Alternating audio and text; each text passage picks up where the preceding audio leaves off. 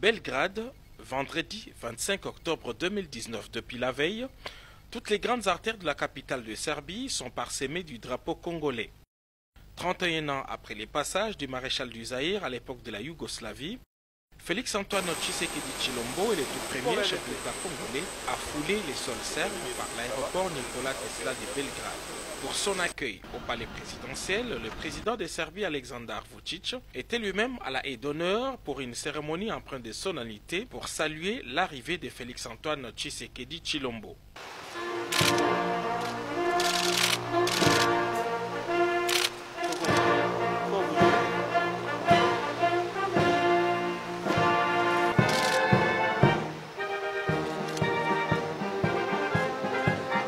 Aussitôt après les cérémoniales d'honneur, les deux chefs d'État se sont retirés pour un tête-à-tête de plus d'une heure avant de poursuivre leur entrevue en présence de leurs collaborateurs respectifs.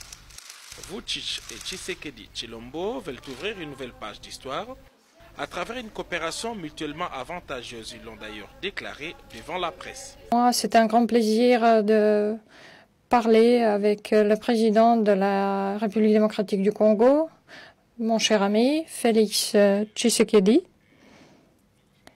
et je le remercie d'être venu, de visiter la Serbie, de visiter Belgrade. C'est la première fois pour une visite après 31 ans, après la visite de Mobutu Sese Seko, et ça montre que de nouveau, nous travaillons sur le rétablissement de bonnes relations avec nos amis africains. Nous voudrions repositionner la Serbie sur une manière responsable et sérieuse sur le continent africain, mais nous sommes reconnaissants et nous voudrions l'hospitalité pour nos amis qui étaient nos amis depuis toujours, mais qui veulent coopérer avec nous demain. Et on aura un échange de ministres sur plusieurs domaines dans la période à venir.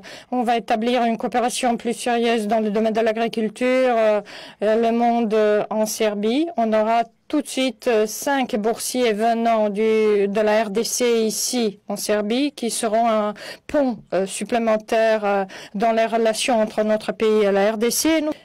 Donc nous sommes prêts à coopérer dans le domaine de la coopération militaire technique, dans les différents domaines, et le ministre de la Défense, comme Monsieur Miloradovic et nos généraux qui sont très proches du président Tshisekedi, ils seront à même de parler de notre coopération dans l'amélioration. Je crois que nous pouvons beaucoup de choses. Je crois que tous ces éléments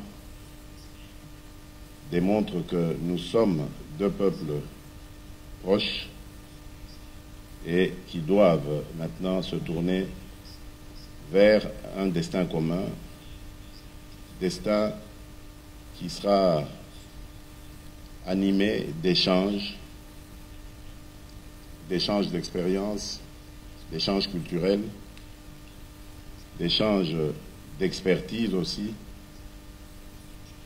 La Serbie est aujourd'hui disposée à venir aux côtés de la République démocratique du Congo. Longtemps isolée, la République démocratique du Congo est en train de retrouver sa place dans les girons des grandes nations du monde.